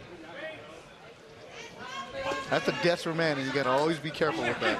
Yeah, I mean, of course, like I said, I mean, the 2 knockdowns, and he lost the early part of the fight. He was in every round. He may have won the last round, but because of the 2 knockdowns, you probably need at least some knockdowns, if not a knockout. When you go desperate, you start winging punches. What kind of closing power does Giovanni Estella have? We've seen him go the distance. We've seen him control the fights. But what are we going to see from him? Let's go to Claudia Trejos. Beto, I asked Johnny Estella regarding that, if he was looking for that knockout. He says, no, our thing is to come and win. I just need him to look pretty. I just need him to look concise, sharp. I don't need him to go for a knockout. Oh, he's doing all of that with 2 knockdowns. Yeah, I mean, a win over an undefeated guy, everybody looks nice on the resume. You know, you keep your undefeated record, you show that you're able to raise your level of opposition and still remain dominant. I mean, it's been a relatively one-sided fight for Estella, not for lack of trying up from Thompson, but you know, it's not, again, like I said before, it's not always a matter of will, it's also a matter of skill. You gotta have both, and you know, Thompson has shown the will, but he hasn't had the skill to keep up with Estella overall.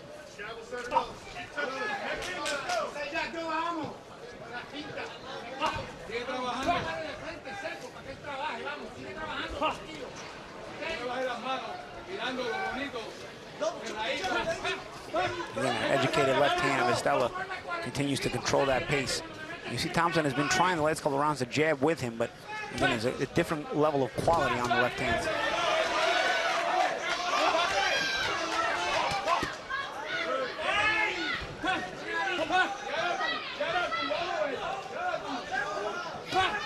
And also the way the educated left hand, you see how Estella changes range with it, changes levels with it. We're seeing different wrinkles to him, some addition, new weapons for Giovanni Estella. Yeah, changing levels, giving different looks here.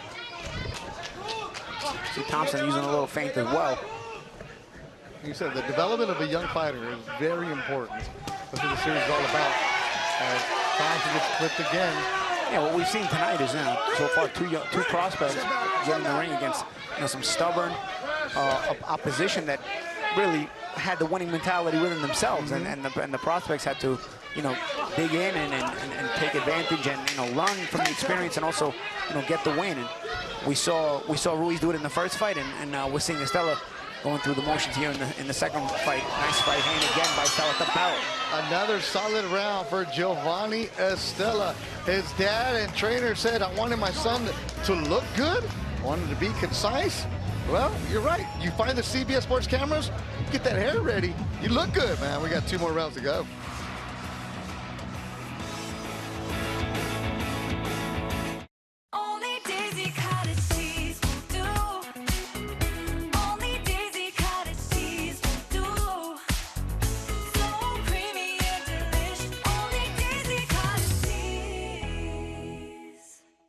This is Corona Premier. It's the light beer you didn't know was a light beer. Until right. Wait for it. Wait for it. Wait for it. Now, Corona Premier, and unexpectedly light beer. Sunday morning, 7 o'clock Eastern. Get ready for a soccer showdown in Seoul. Man City takes on Atletico Madrid. Catch the kickoff here on CBS Sports Network. Who's your squad, Paulie? Oh, my squad, when I was growing up, it was Juventus, but then when I won the world title, I became a Milan fan because AC Milan invited me to Milanello, and I hung out there for a week. I was like, man, these guys are nicer than Juventus. So they let me hang out with everybody. Ronaldo, phenomenal. Pirlo was there, Inzaghi, Nesta, Seedorf. I mean, I can name all that. At that time, they were Champions League champions. Man, you win a world title, and your Juventus team doesn't invite you? How dare they? I unbelieve it. You know what? At this point, I'm just a Serie A fan, though. I grew up with it's my country, it's my league, and I still root for the league to do well because it's fading fast, I'll tell you that. So Milan's still your team? At this point, you know what? within Serie A, I don't really complain about when they play each other. It's when they play in Europe. I want any Serie A team to do well. So in other words, if you're a team in Serie A, invite Paulie. He's available for you. And yeah, it's like if there's a Juve versus Real Madrid game in Champions League, I'm rooting for Juve, you know? Come on, that's good. You know. And Stella, he's rooting for a knockout because he's starting to sit down on his punches here in the 7th. Yeah, and so is Thompson. If Thompson knows he's a knockout, he's trying to bring it. Bucks. Body shot from Thompson. Yeah, like in that Champions League final, I was rooting for Inter, but they lost to Man City. What are you going to do? Got to, man. Keep him up. Keep him up. Referee telling both of them to keep him up. Intensity's getting hotter here in this 7th round. I think Thompson's trying to go for broke here. And Estella answering in kind.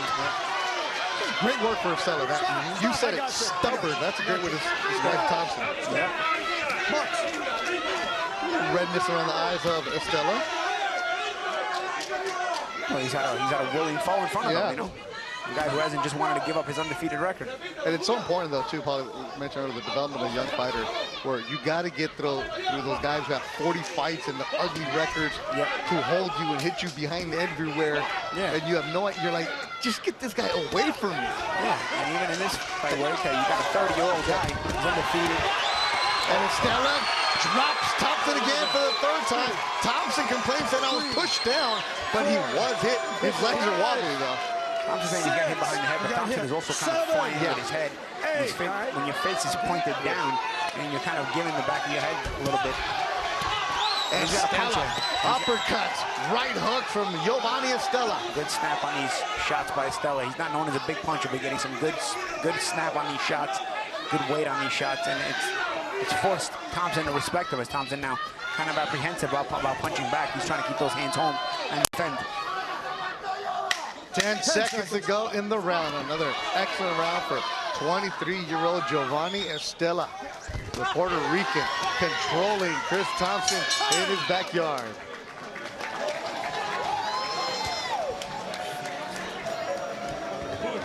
Thompson smacks his gloves together, frustrated that he got caught. They work on a big knot on his left eyebrow. Yeah. This was from earlier in the fight, the first knockdown in round 4, that big shot. And you see what happened. Punches were landed. They're trying to throw right hands at the same time. You see Thompson was trying to get aggressive, trying to put more punches together, but he didn't have the left hand down. He didn't have the left hand up when he threw his own little right hook on the inside, and Estella's right hand took off at the same time and landed, and Thompson got caught as he was throwing, and that's why that shot hurt him. The shot you don't see coming, the shot you get hit with when you're throwing, that's the one that'll do more damage. That's why Estella was able to get that first knockdown around 4. Now, he was hurt badly. But again, it comes down to fundamentals. Thompson throwing that short right hand on the inside. Estella throwing that short right hand on the inside. But Thompson's left hand was down, and Estella took advantage. 8th and final round, our co-feature tonight.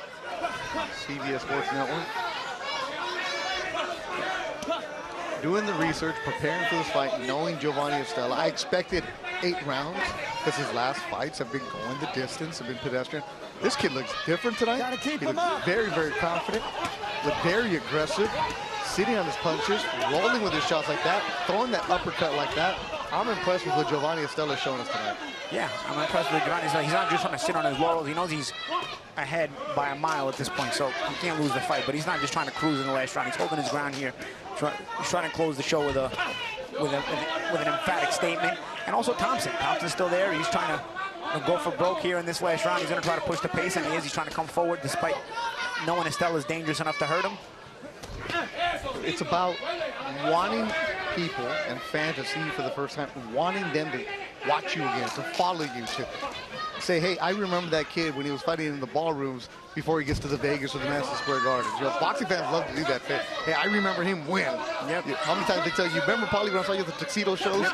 And the trick to these kind of fights is that when you're the prospect is when they raise your level of opposition, keep being dominant. If you keep being dominant when the level of opposition is raised, that means you're going to keep forcing your team to say, okay, he's ready for the next step up, and the next step up, and the next step up. And eventually, you reach the promised line, world title fights.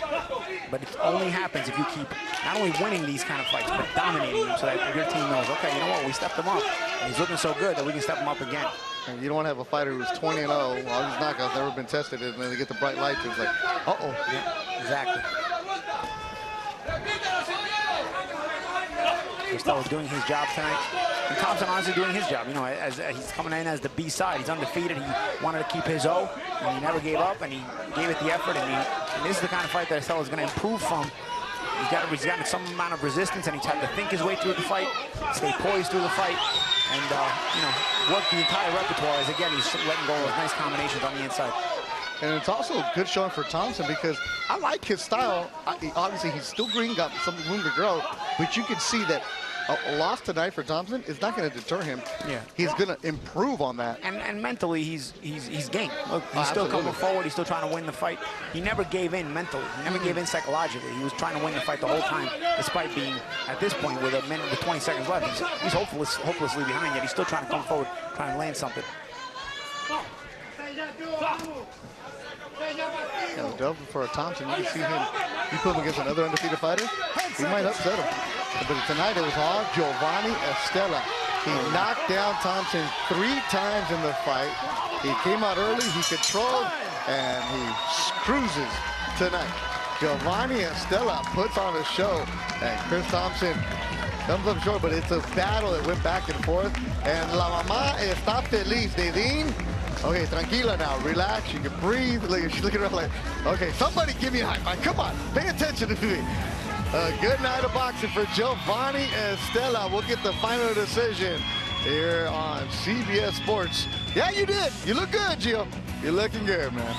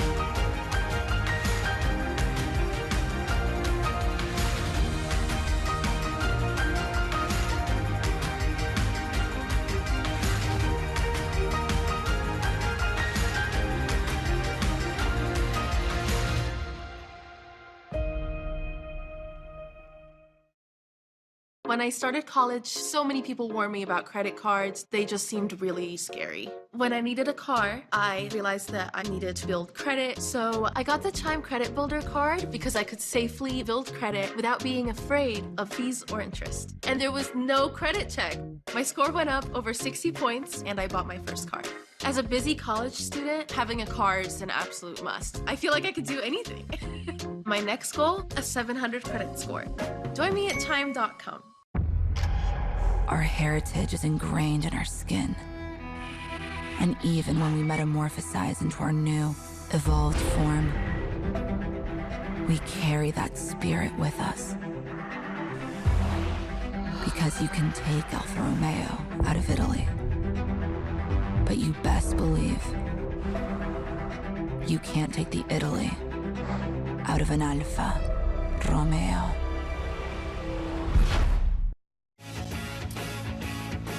David Royale in Orlando, Florida, host for tonight's Boxlab promotion show.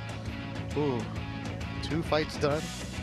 Main event still to go, but let's go and find out what judges had to say about our co-feature with Giovanni Estella and Chris Thompson. Our ring announcer is Mark Fredo. Fight fans here in Orlando, let's make some noise and show our appreciation for these 2 warriors going all 8 rounds here in the center of the ring. We now go to the judges' scorecards, where Alexander Levin scored this contest 78-71. Tina Griffith had it 79-70, and Efrain LeBron had it 80-69. All 3 judges in favor of your winner by unanimous decision, and still undefeated. From Orlando and Puerto Rico, Giovanni El Rayo Estella.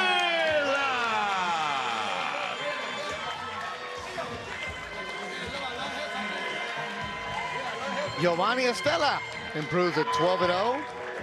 3 knockdowns en route to his victory. Claudia Trejos ready to interview young Giovanni. Thank you, Beto. Giovanni, you celebrated your 23rd birthday. You just became 23 yesterday, and now you take a win against an undefeated fighter. How would you rate your performance today? Obviously, I got to look back at it with my team, but based off of how it went with the 3 drops and stuff like that, I felt like we were pretty assertive. I would say like a C+, B-. Last time you said the same thing. You just give yourself no credit. So I was talking. There's always room for improvement, always. Yes, and your dad did mention that. And as a matter of fact, once he went down the 3rd time, I went and spoke to your dad and said, what is it going to take for him to take this fight by a KO? Your dad said, I'm not looking for a KO, but you were pressing for that. So we never look for the knockout. That's how you get one back to you. But if we're boxing good and the defense is good, all we need to do is put the offense. So if the knockdown comes, we'll look for it a little bit, but we still got to be very cautious because a hurt fighter is a dangerous fighter. The one person that was very cautious is your mom. Where is she? Yeah, she's just as excited as you are. What does it mean for you to be able to, keep celebrating with your family, your mom, your dad, and obviously all these fans that come to support you? So it means a lot. Thank you to my friends, family, and fans for coming. Big thank you to Boxlab Promotions and my manager, Mike Leonardi. Without them, this isn't happening. And without my fans, family, and friends, there is no Rayo. So there would not be no 12-0 right now. And let's talk about precisely, you've been fighting here consistently, taking wins consistently, and you did mention in fighter meetings that you're ready to take a next step. What is that next step? So the next step is to go back with my team, conversate, and see where we're fighting next. If we fight here again, I would love it. This is my favorite venue to fight in front of all my family. And wherever my team thinks is best, that's where Rayo will be going. Well, we love to see El Rayo. Congratulations again. Back to you, Beto. Young man, excitement. Shout out to mom and the crew. You got to do that. He's now 12-0. 23-year-old Giovanni Estela. Thank you, mama, proud. Honestly, with 50 hand. Coming up next, our main event. Idalberto Umara, the Cuban, takes on William Encarnacion. Don't go anywhere. It's next, right here on CBS Sports Network. Said I'm fired up. I'm sorry your time's up. I see the came from the ashes, I rise up.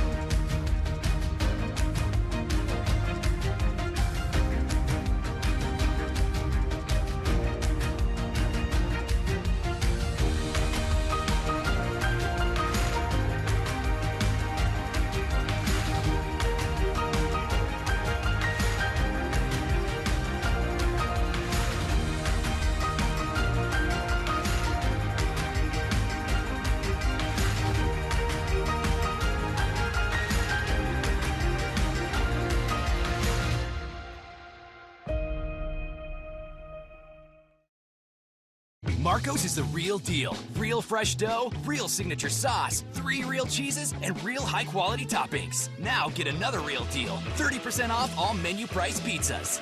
Marco's. Pizza lovers, get it. Drizzly makes it easy to shop a huge selection of beer, wine, and liquor from wherever I am. I just open the app, find what I want, and it's at my door in under 60 minutes. Drizzly. Ding dong, Drizzly. 3-on-3 action is like overtime, all the time. Don't miss a shot. 3 Ice on CBS Sports Network. Beautiful evening in Central Florida, not too far from Disney World. It's time for our main event. Idalberto Umara, Cuba, Dominican Republic, William Encarnacion, in the lightweight battle. here in our main event. Our ring announcer is Mark Fratto. Bring him out, Fratto. It's our main event of the evening. Hardware on the line in the form of that WBA Fedelatin title. Let's meet our participants. First, making his way to the blue corner from San Juan de la Maguana, Dominican Republic, William El Gago Encarnacion. A veteran, William Encarnacion, 2012 Olympian at the London Games. He has the Olympic ring tattoo on the inside of his left bicep. Very confident.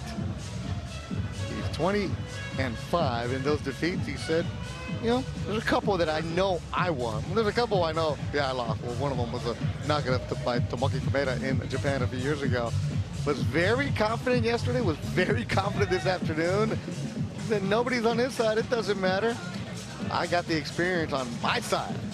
That's how he feels. It's William El Gago Encarnacion.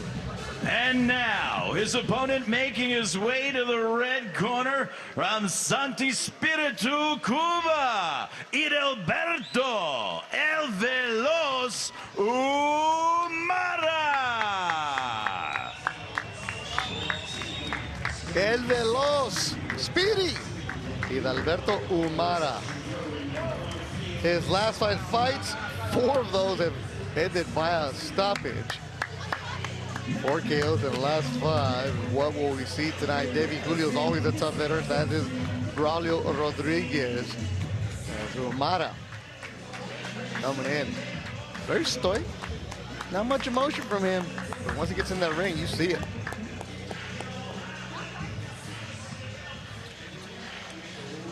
Good, the tail of the tape for this one, Paulie, and the difference is just Umara just taller.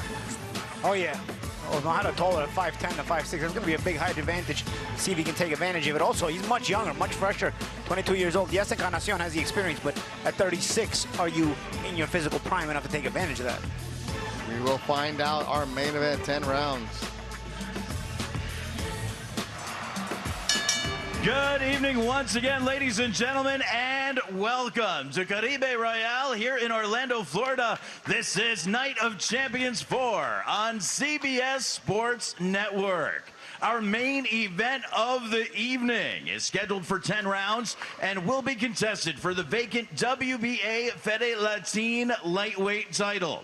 It's brought to you by Boxlab Promotions in association with Warriors Boxing, GH3 Promotions, and Orlando Boxing Promotions. And it's presented by Caribe Royale Orlando. Embrace the moment, live Royale. ISI, security you can trust, and Rival Boxing Gear, a global leader.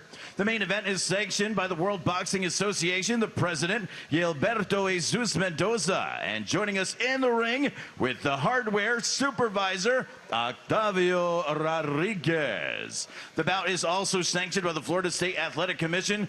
Once again, the chairman is Tina Pike. The executive director is Timothy Shipman. The judges scoring our main event are Rose Lesend, Alexander Levin, and Thomas Nardone. And controlling the action when the bell sounds, the referee in charge is Frank Santor Jr. And now, live from Orlando, 10 rounds for the WBA Fedelatin Championship. Ladies and gentlemen, it's go time! Introducing first, fighting out of the blue corner. He weighed in at 134 3/4 pounds. As professional record stands with 20 victories against 5 defeats, 16 wins coming by way of knockout. He wears white with the red and blue of the Dominican Republic. Please welcome a native of San Juan de la Maguana in the DR, a 2012 Olympian, and the former WBC Latino title holder, William El Gago Encarnacion.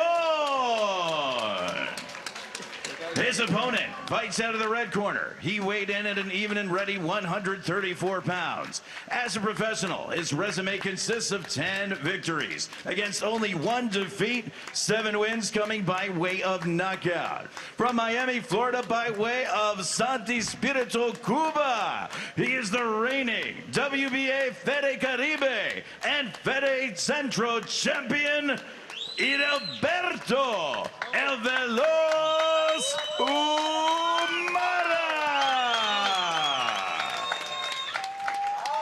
Here we go.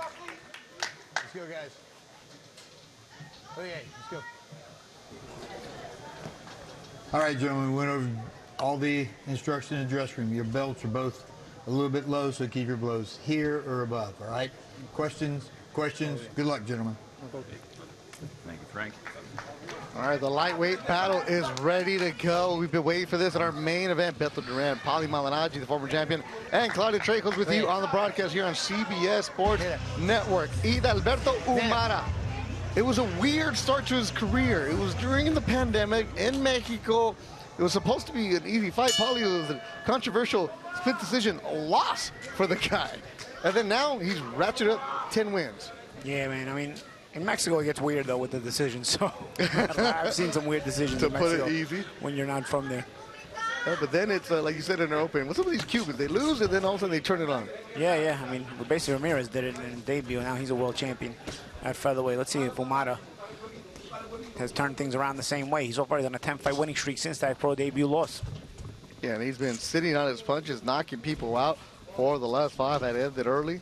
7 KOs for the man in black, El Veloz Speedy, who translated to loosely. He's an interesting fighter, fun fighter to watch. We've done a couple of fights here at the Caribe Royale with Boxlab Promotions. He'll come in and start training with you, and it's up to Encarnacion, who has experience, has fought all over the world, but is he an old 35 now? He says he's not, but when you're going up against a young stud like Umara, we're going to find out quickly. Yeah, when you're going up against young studs like this at 22 years old and they're snappy, fresh, quick, they have a tendency sometimes to make you feel old when you didn't feel old before the fight, you know? So that's what we're going to find out from Encarnacion tonight. Nice little feint there by Encarnacion. He's got to see if he can put Umara out of position and see if he can punch off those feints. Yeah, and you see the big size differences. Encarnacion is the shorter fighter in white.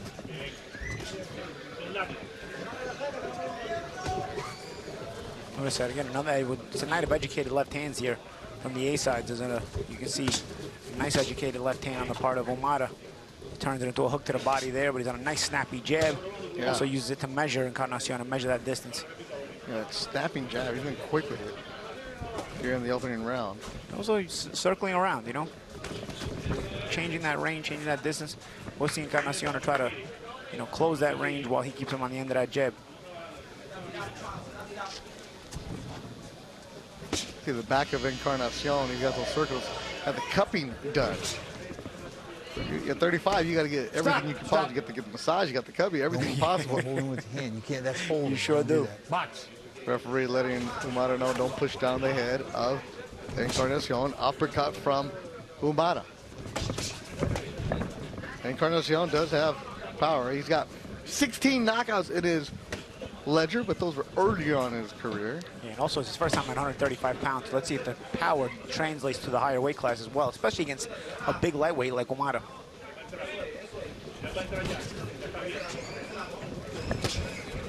Well, as you get older, Paulie, you know it's harder to make certain weights. You got that right. Final seconds of the opening round. Harder to keep any weight at this age. Fighter or no fighter. Our main event here in Orlando.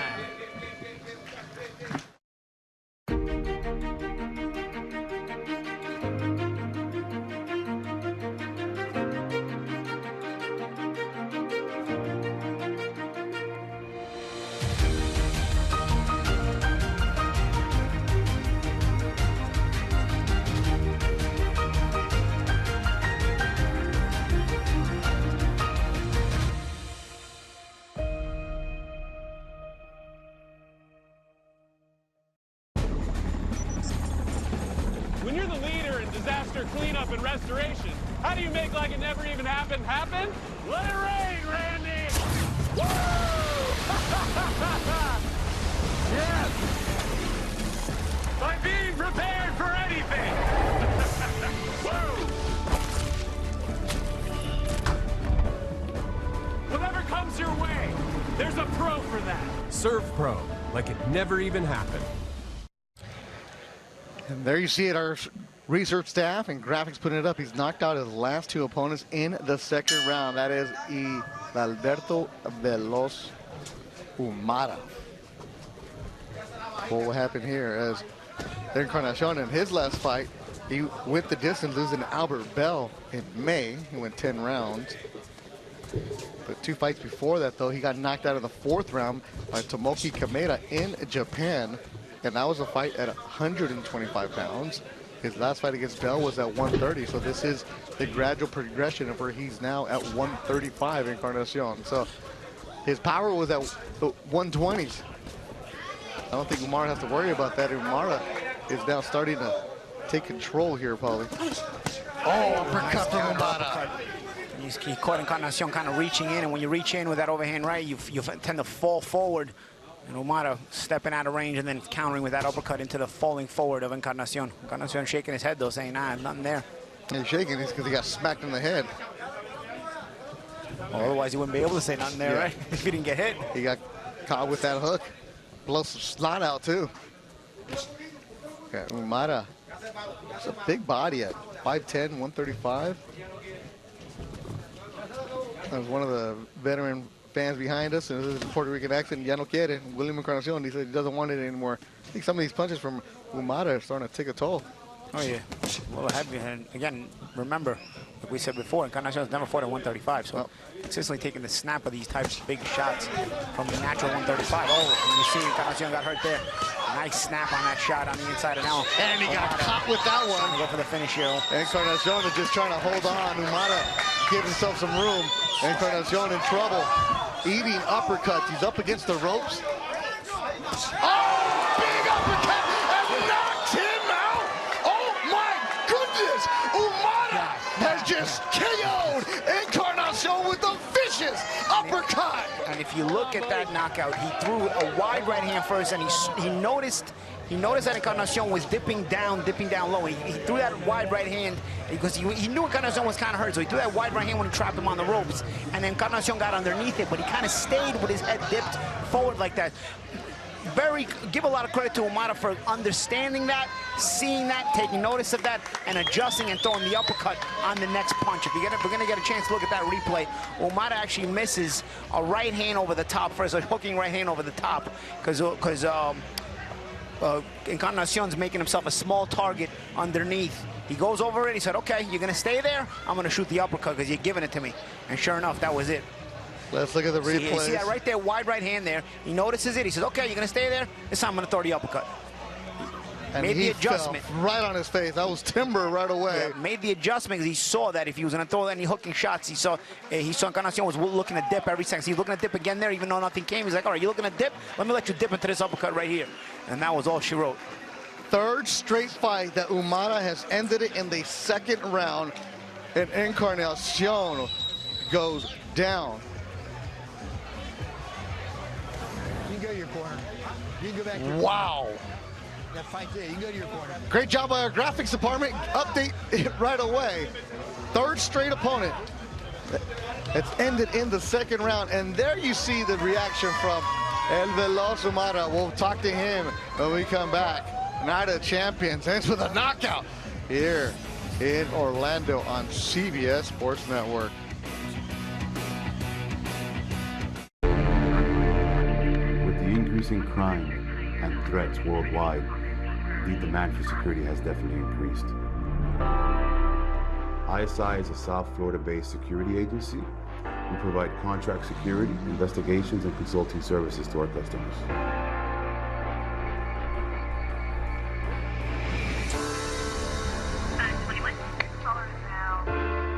Working in the industry since 2001, I saw the need for quality and exemplary services to be delivered to customers.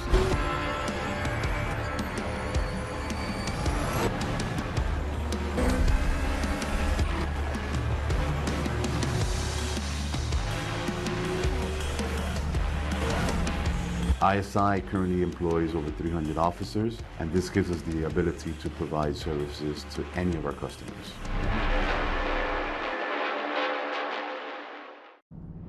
I'm a busy man. That's why I love best ball on DraftKings. Snake draft once and I'm done. Each week, DraftKings makes sure my actual lineup is my optimal lineup. I don't got time to set a lineup every week. I mean, to be honest with you, I don't even know what city I'm in right now. That's New York. Sorry. Play season-long fantasy with Best Ball. Just draft once and you're done. No roster management. New customers can download the DraftKings Fantasy app to get in on our biggest Best Ball contest ever with this latest offer. Guys, got hair loss? I know what you're thinking. Should I shave my head? Comb it over? Wear a hat? Just stop. This isn't 1970. Keep your hair and your confidence because Bosley, America's #1 hair restoration experts, can give you your real hair back permanently. Check them out because they're giving away an absolutely free information kit and a free gift card to everyone who scans this QR code. Dude, you don't have to look like your dad because this isn't your dad's hair loss treatment. People all over the country trust Bosley because they're ahead of the curve. They use the latest technology to give you your real hair back. And the best part, Bosley's permanent solution is protected by the Bosley Guarantee. Let them show you for free how awesome your hair could look with an absolutely free information kit and a gift card for $250 off. Scan the QR code. Don't wait. Scan the code now and ask about the Bosley Guarantee. Uh-huh. No, I can find someone. They love extra projects.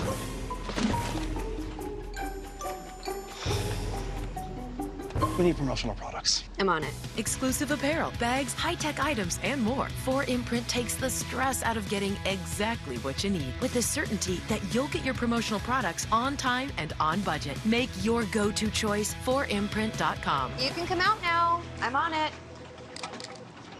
4imprint, for certain. Caribe Royale, home of tonight's action-packed card. Woo-hoo-hoo-wee! It ends in spectacular fashion. Let's make it official. Mark Prattle, let's hear it. Ladies and gentlemen, the official time comes 1:57 in round number 2. Your winner by knockout and the new WBA Fedelatin lightweight champion from Santi Spiritu, Cuba, Idalberto El Veloz Umara. Third straight fight that he ends it via second rock knockout. We'll be back for the interview with Idalberto Umara, CBS Sports Network in Orlando. When you drive a Ram, summer is more than a season. It's an opportunity to load up on more toys, to stop looking for fun and be the one who brings it, and to make every day even more inviting than the last. Make this the summer you drive a Ram. During the Ram Make This the Summer event, get 10% below MSRP on all 2023 Ram 1500 Bighorn models. Pros. It's my job to make sure you're prepared for anything. And I mean anything.